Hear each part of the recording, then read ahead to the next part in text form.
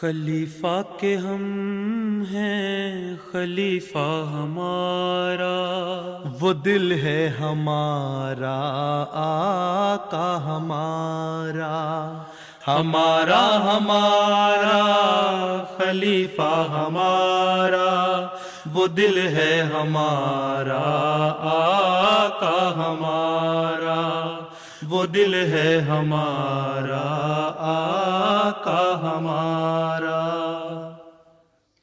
Assalamu alaikum and welcome to This Week with Huzoor. We are honored to present highlights of another virtual mulaqat where Hazrat Khalifatul Masih Ayyadahullah Ta'ala bin Nasrihil Aziz graciously met with members of HBzAhmadiyyaTV from Australia. On Sunday, beloved Huzoor met with members from Brisbane. On Saturday, Khuddam from Australia gathered at the Mubarak Mosque in Brisbane were blessed with a virtual mulaqat with Hazrat Khalifatul Masih V. May Allah be his helper. After a short formal session, they had the chance to ask a range of questions. پیارے حضور، میرا سوال تھا کہ آپ جماعت کے کام اور دفتر میں مصروف ہوتے ہیں تو آپ اپنے گھر والوں کے لیے کیسے ٹائم نکالتے ہیں؟ جب میں کھانے پہ بیٹھتا ہوں اس وقت میرے گھر والے آ جاتے ہیں ساتھ، اور وہیں ہم باتیں کر لیتے ہیں، وہیں باتیں ہو جاتی ہیں، گھریلو باتیں بھی ہو جاتی ہیں، دوسری باتیں بھی ہو جاتی ہیں، کوئی تربیت کی باتیں بھی ہو جاتی ہیں، کوئی علمی باتیں بھی ہو جاتی ہیں، اور وہ سب سے بہترین وقت ہوتا ہے۔ ٹھیک، جی جزاک اللہ۔ چلو، اور پیارے حضور، اگر مستقبل میں جماعت کی کسی ملک میں اکثریت ہو جائے اور وہاں جماعت کی حکومت قائم ہو جائے تو کیا خلیفہ وقت اس ملک کی حکمرانی کریں گے؟ خلیفہ وقت روحانی پیشوا ہے، وہ کہیں بھی ملک کی حکمرانی نہیں کرے گا۔ مجھ کو کیا ملکوں سے میرا ملک ہے سب سے جدا، مجھ کو کیا تاجوں سے میرا تاج ہے رضوان یار۔ خلیفہ وقت کا کام ہے کہ روحانی تربیت کرنا۔ ایک ملک میں ہو جائے گی تو دوسرے ملک میں بھی ہو جائے گی، تو وہ دوسرا ملک کہے گا آپ سے تو میں اختلاف کر ہی نہیں سکتا، خلیفہ وقت سے بیعت کی ہوئی ہے۔ پھر تیسرا ملک ہو جائے گا، چوتھا ملک ہو جائے گا۔ تو یہ جو پولیٹیکل سسٹم ہے یا گورنمنٹل سسٹم ہے، یہ تو اپنا علیحدہ ایک نظام چلتا جائے گا، اور خلیفہ وقت سب کو روحانی طور پہ گائیڈ کرنے والا ہوگا، اس کو حکومتوں سے کوئی تعلق نہیں ہے۔ اسی لیے قرآن کریم نے بھی یہ اس طرح کی ایک بات کہہ دی کہ اگر دو مختلف گروپ مسلمانوں کے یا حکومتیں لڑ پڑیں تو ان میں صلح کراؤ، مل کے صلح کرائیں اور ان کی جنگ کو روکیں، اور اگر وہ نہ روکیں تو سختی کریں، اور جب وہ باز آ جائیں پھر ظلم نہ کرو، انصاف سے قائم کرو اور ان کو اسٹیبلش ہونے دو۔ اور یہاں مسلمان حکومتوں کا ذکر ہے، اس کا مطلب ہے کہ حکومتیں قائم رہیں گی۔ اس زمانے میں جب قرآن شریف نازل ہوا ہے تو ایک حکومت تھی حضرت صلی اللہ علیہ وسلم کی، اس کے بعد خلفائے راشدین کے زمانے میں ایک تھی، پھر جو ملوکیت کا زمانہ بھی آیا بعد میں مسلمانوں میں، تب بھی بڑی حکومت بڑا عرصہ تک ایک رہی، اس کے بعد پھر چھوٹی چھوٹی حکومتیں قائم ہو گئیں۔ لیکن یہ پیش گوئی تھی کہ حکومتیں اس طرح قائم ہو جائیں گی۔ اس وقت روحانی پیشوا کے طور پر مسیح موعود علیہ السلام کے آنے کے بعد جو خاتم الخلفاء ہیں، خلیفہ وقت کا کام ہوگا کہ سب کو روحانی تربیت کرے، روحانی طور پہ گائیڈ کرے، اور اگر کہیں آپس میں ان کے اختلافات ہوں، لڑ پڑیں، ہمسائے ہمسوئے لڑ پڑتے ہیں نا، آپس میں دو بھائی بھی لڑ پڑتے ہیں، تو پھر ان میں صلح کرا دیں۔ اس لیے خلیفہ وقت کا کوئی کام نہیں ہے حکومت کرنے کا۔ Beloved Huzoor, having tattoos is a vital part of local indigenous cultures. Is this acceptable in Islam? Allah Ta'ala says that you should not try to change what Allah Ta'ala has made you. So Allah Ta'ala has given you very beautiful shape, physique, body, health and everything. So why do you want to change the creation of Allah Ta'ala by making pictures on your body? The Holy Prophet Sallallahu Alaihi Wasallam says is not permissible for Muslims. But anyway, those who have already done it and accept Islam, we cannot say anything to them. They will be absorbed in our system. And there are quite a number of concerns with regards to it, that after a certain age, their tattooing becomes disfigured. And then they try to remove it, and they cannot remove it. There are certain type of tattooing which is permanent, and sometimes it is temporary. So both of them are not allowed in Islam. But at the same time, those who have done it and come to accept Islam and Ahmadiyyat, we cannot say now, because of this, you cannot be accepted in Islam. Whatever they have done, that's in the past. But you people should not try to change the creation which Allah Ta'ala has made. We should accept as we have been created by Allah Ta'ala. Right?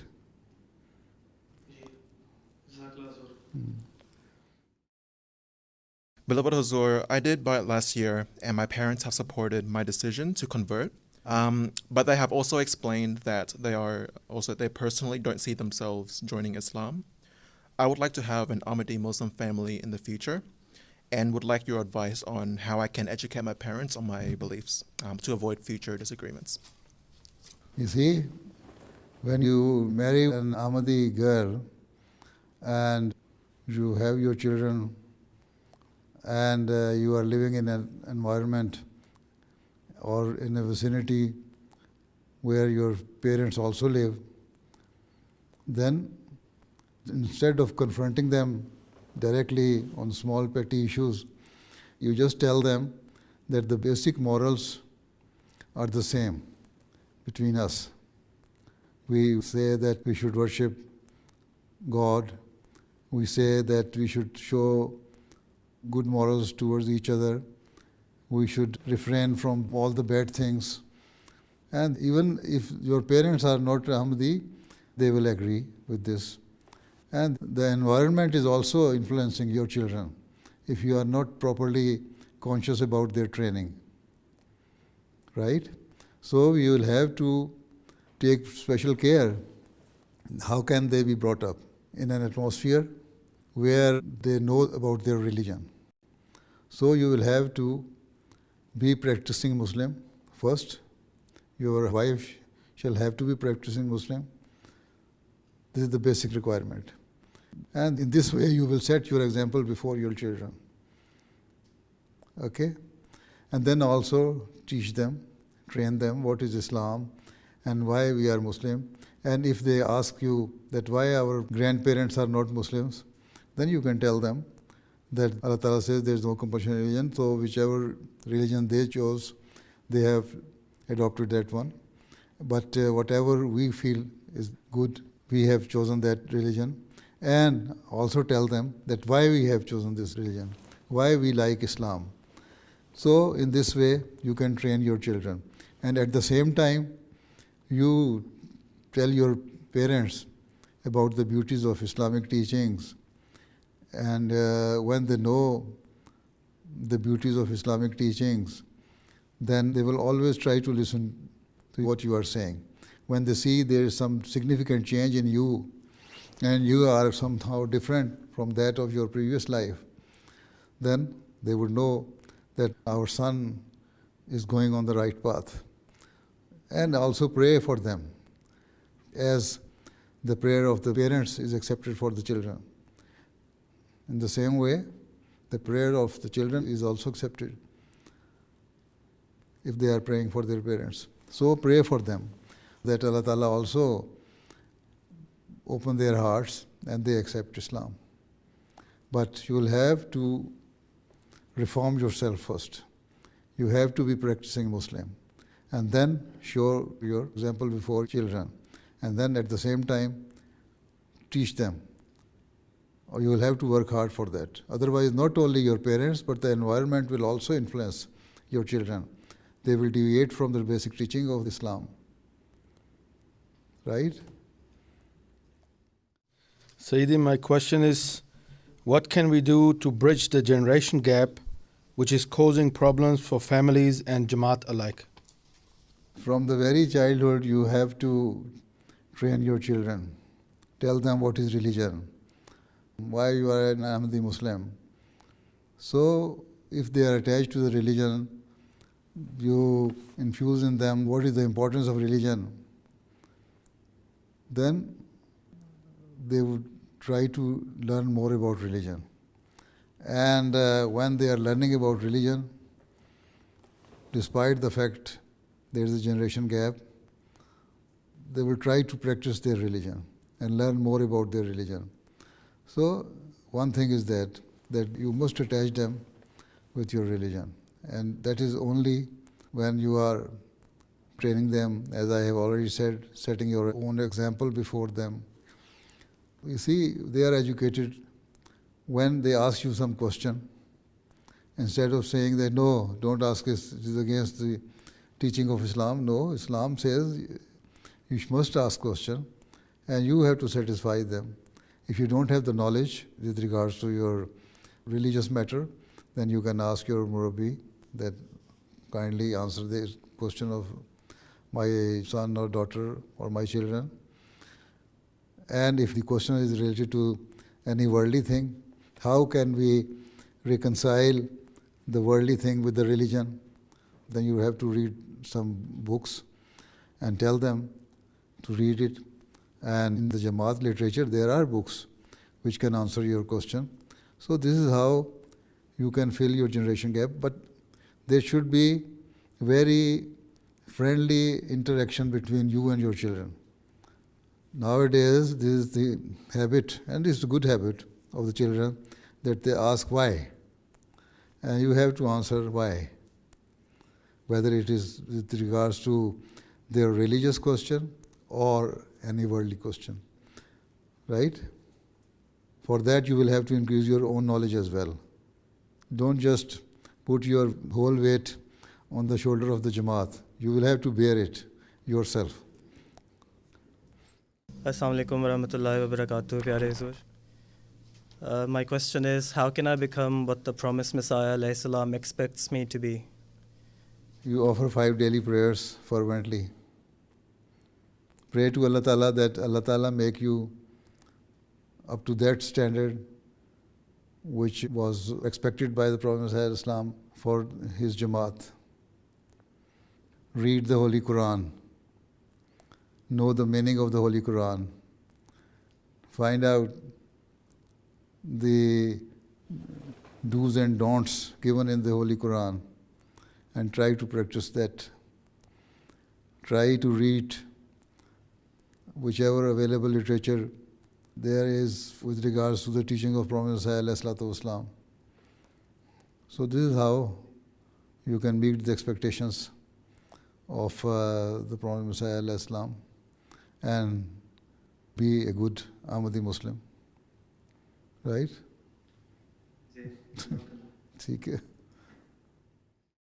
Some Khuddam get married to non-Ahmadi girls, which may result in future generation also getting married outside of Jamaat. How we can protect ourselves from this? If you want to save your future generation, and if you want that your future generation is attached to the Jamaat and the true teachings of Islam, then first thing is that you yourself should try to increase your religious knowledge. You yourself should know what religion is. And then you should also know that what should be your preferences. Right? If your preferences are only of the worldly desires, then this will be the result. What some of the boys are doing, that they are trying to get married outside the Jamaat.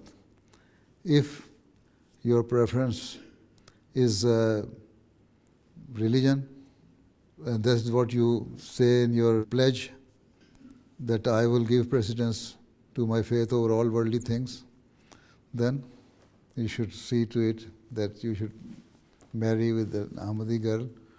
This is why the Holy Prophet ﷺ has said, even in the previous mulaqat I said the same thing, that you try to get married with a girl because of her beauty, because of her wealth, because of her family status, but you should give preference to those girls who are pious and are religious minded, and those who are spiritually good. So if boys give preference to such type of girls, then girls will also try to be pious, and they will try to increase their religious knowledge. And this is how you can save your progeny, your future generation. First thing is that whenever you are going to get married, you first see that for the marriage, only worldly desire should not be your preference. You should consider so many things: your religion, your environment, your position, and never forget about your future generation. This is why during the khutbah of the nikah, the verses we recite, one of the verses says that you must see what you are sending in front of you for your future. And that is how are you going to train your children. If your wife is not religious minded, she has different religion, she has different concept about religion, she is spiritually not up to the standard, then your generation will also spoil. Not only when you are marrying outside the Jamaat, but even within the Jamaat, you should try to find out the girls which are good natured and pious and of religious mind. So this is how we can protect our future generation. Okay? प्यारे हजूर, आजकल लोग कर्ज लेकर घर की और कारोबार की अशिया ख़रीदते हैं, जैसे कि गाड़ी, फर्नीचर और दीगर सामान वगैरह। इसी तरह कुछ अहमदी अहबाब बतौर फ़ाइनेंस ब्रोकर इस तरह के कर्ज दिलाने का कारोबार करते हैं। तो क्या ये दोनों तरीक़ जायज़ हैं? बात यह है कि इस तरह के कर्ज ख़रीद के तो अपने आप को फंसाने वाली बात ही है ना। फिर कर्ज़े में इंसान फौत हो जाता है, कर्ज़े में मर जाता है। कर्ज़ा तो उतरता कोई नहीं, जब जाता है तो क्रेडिट कार्ड का एक अंबार छोड़ के जाता है। सिवाय इसके अल्लाह ताला ने तो भूखा मर रहा हो इंसान, वहाँ इजाज़त दी कि तुम सूअर का गोश्त भी खा सकते हो, मुर्दार भी खा लेते हो बाज़ दफ़ा। लेकिन जब ऐसी हालत नहीं है तो सिर्फ ये है कि फ़लाँ मेरा दोस्त है, उसके पास नई कार है तो मैं कर्ज़ लेके नई कार ख़रीद लूँ, हैं? तो वो चीज़ बिल्कुल गलत है। या ये है कि उसके घर में फर्नीचर आया है, नया सोफ़ा सेट लेके आया, नया बेड लेके आया, नई डाइनिंग टेबल लेके आया और बड़ी लोग उसकी तारीफ़ें कर रहे हैं तो मैं भी लूँ।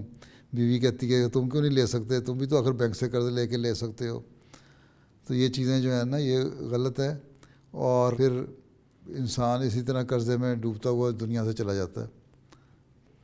इसलिए सिवाय इसके कि कुछ जायज़ ज़रूरत है, उसके अलावा इस तरह के कर्ज़ जायज़ नहीं। हाँ, अगर इंसान एक मसलन घर का उसका अपना नहीं है, किराए पे घर लिया हुआ है, वो किराया दे रहा है उस घर का, और बैंक से लोन लेके वो घर ख़रीदता है, और क्योंकि वो पेमेंट नहीं कर रहा होता इसलिए बैंक वाले कहते हैं अच्छा इस मकान की अगर इतने अरसे में तुम पेमेंट करोगे ये कीमत होगी, तो वो जो अपने किराए की रकम है वो उसको मॉर्गेज के तौर पे अदा कर देता है।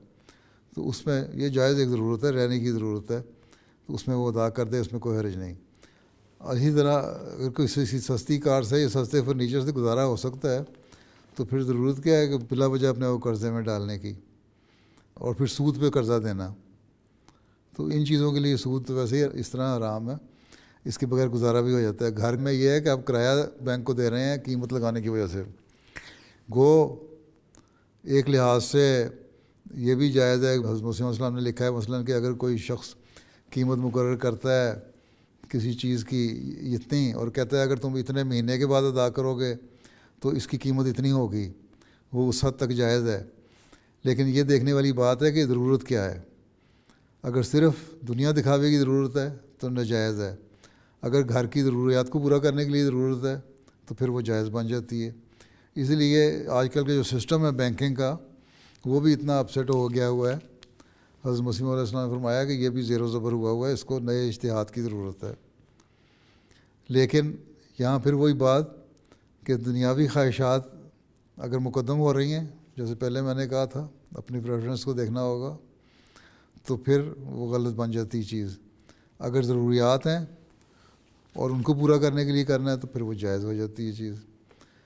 ٹھیک ہے جی جزاک اللہ.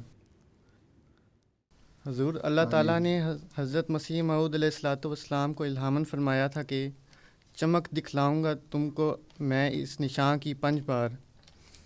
پیارے حضور، بعض لوگ یہ کہتے ہیں کہ یہ الہام 2 بار جنگ عظیم کی صورت میں پورا ہو چکا ہے، تو کیا باقی 3 دفعہ پورے ہونے کا مطلب بھی جنگ عظیم کا ہونا ہے یا وہ کسی اور صورت میں پورا ہوگا؟ حضرت مسیح علیہ السلام نے تو زلزلے کو نشان قرار دیا ہے بہت بڑا.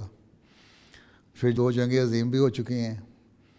ٹھیک ہے، پھر طاعون ہے وہ بھی ہو چکا ہے، وہ بھی نشان تھا. تو ہو سکتا ہے کہ تیسری جنگ عظیم ہو جو 5واں نشان ہو. بظاہر یہ نظر آتا ہے کہ یہ جنگ کی صورت میں ہوگا. ویسے تو کوئی بڑا واضح قسم کا ایسا نشان جس کی اپنی ایک طاقت ہو وہ نظر آ رہا ہو نا، جس طرح طاعون ہوا، جنگ عظیم ہوئی یا زلزلے بعض دفعہ آئے. لیکن اگر زلزلے بعض علاقوں میں آئے تو ان کو بھی نہ گنو تو ہو سکتا ہے یہ پینڈیمک جو پھیلا تھا کووڈ کا یہ بھی تو ایک نشان ہی ہو سکتا ہے، یا اگلی جو جنگ آنی ہے یہ بھی نشان ہو سکتا ہے. تو اللہ بہتر جانتا ہے، لیکن بظاہر یہی لگتا ہے کہ جنگ عظیم بھی ایک نشان ان میں سے ہوگا. ٹھیک ہے، چلو جی صدر صاحب، گھنٹے سے زیادہ ہو گیا آپ کا کام. جی جزاک اللہ خیر پیارے حضور، بہت بہت شکریہ. اللہ حافظ. دعا کی درخواست ہے. جزاک اللہ. السلام علیکم ورحمۃ اللہ وبرکاتہ. وعلیکم السلام. Those were highlights from a virtual mulaqat that took place last weekend. We now end with our final segment, the Friday Sermon Summary. In today's Friday sermon, Huzoor, may Allah be his helper, continued his series of sermons on Hazrat Abu Bakr Raziyallahu Ta'ala Anhu. Huzoor, may Allah be his helper, narrated an incident of Hazrat Ali Raziyallahu Ta'ala Anhu, who, while in a dire situation on the battlefield, prayed fervently to Allah the Almighty and was subsequently granted a miracle. اس وقت وہ رنج و غم میں مبتلا ہوئے، سب اپنی زندگیوں سے مایوس ہو کر ایک دوسروں کو وصیت کرنے لگے. اتنے میں حضرت اللہ کے منادی نے سب کو جمع ہونے کا حکم دیا. سب ان کے پاس جمع ہوئے. حضرت اللہ نے کہا، میں کیا پریشانی اور اضطراب تم میں دیکھ رہا ہوں، اور تم لوگ اس قدر فکر مند کیوں ہو؟ لوگوں نے کہا، یہ تو کوئی ایسی بات نہیں ہے کہ جس پر ہمیں مورد الزام قرار دیا جائے. ہمارے اونٹ دوڑ گئے ہیں، ہماری یہ حالت ہے کہ اگر اسی طرح صبح ہو گئی تو بھی آفتاب اچھی طرح طلوع بھی نہیں ہونے پائے گا کہ ہم سب ہلاک ہو چکے ہوں گے. حضرت اللہ نے کہا، اے لوگو، ڈرو نہیں. کیا تم مسلمان نہیں ہو؟ کیا تم اللہ کی راہ میں جہاد کرنے نہیں آئے؟ کیا تم اللہ کے مددگار نہیں ہو؟ سب نے کہا، بے شک ہم ہیں. حضرت اللہ نے کہا کہ تمہیں خوشخبری ہو، کیونکہ اللہ ہرگز ایسے لوگوں کو جس حال میں تم ہو کبھی نہیں چھوڑے گا. طلوع فجر کے ساتھ صبح کی نماز کی اذان ہوئی. حضرت اللہ نے نماز پڑھائی. بعض لوگوں نے تیمم کر کے نماز پڑھی، پانی نہیں تھا. بعض کا ابھی تک سابقہ وضو باقی تھا. جب نماز مکمل ہو گئی تو حضرت اللہ اپنے دونوں گھٹنوں کے بعد دعا کے لیے بیٹھ گئے، اور سب لوگ بھی اسی طرح دوزانوں دعا کے لیے بیٹھ گئے اور آہوزاری کے ساتھ دونوں ہاتھ اٹھا کر دعا میں لگ گئے. لوگوں نے بھی اسی طرح کیا یہاں تک کہ سورج طلوع ہو گیا. جب سورج کی تھوڑی سی روشنی مشرق کی افق میں نمودار ہوئی تو حضرت اللہ صف کی طرف متوجہ ہوئے اور انہوں نے کہا، کوئی ہے کہ جا کر خبر لائے کہ یہ روشنی کیا ہے؟ ایک شخص اس کام کے لیے گیا. اس نے واپس آ کر کہا کہ یہ روشنی محض سراب ہے. جہاں روشنی پڑی وہاں چمک پیدا ہو رہی تھی، وہ پانی نہیں تھا بلکہ سراب ہے. حضرت اللہ پھر دعا میں مصروف ہو گئے. دوسری مرتبہ پھر وہ روشنی نظر آئی. دریافت کرنے پر معلوم ہوا کہ سراب ہے. تیسری مرتبہ پھر روشنی نمودار ہوئی. اس مرتبہ خبر دینے والے نے آ کر کہا کہ پانی ہے. حضرت اللہ کھڑے ہو گئے اور سب لوگ بھی کھڑے ہو گئے اور پانی کے پاس پہنچے. سب نے پانی پیا اور غسل کیا. اس دن وہاں کوئی چشمہ پھوٹ پڑا تھا. ابھی دن نہیں چڑھا تھا کہ لوگوں کے اونٹ ہر سمت سے دوڑتے ہوئے ان کے پاس آتے ہوئے نظر آئے. وہ ان کے پاس آ کر بیٹھ گئے. ہر شخص نے اپنی سواری کو پکڑ لیا اور ان کے سامان میں سے کسی کی کوئی چیز بھی ضائع نہیں ہوئی. تو دعا کا یہ معجزہ وہاں ہوا کہ پانی بھی اللہ تعالیٰ نے نکال دیا, اونٹ بھی واپس آ گئے, لوگوں نے ان کو بھی پانی پلایا, پھر دوسری مرتبہ خوب سیر ہو کر پانی پیا خود بھی, اور ان کو جانوروں کو بھی پلایا اور اپنے ساتھ پانی کا ذخیرہ بھی لے لیا. تو اس طرح کے معجزات بھی صحابہ کے ساتھ ہوتے تھے جو اللہ تعالیٰ کی خاطر مہمات پر نکلتے تھے.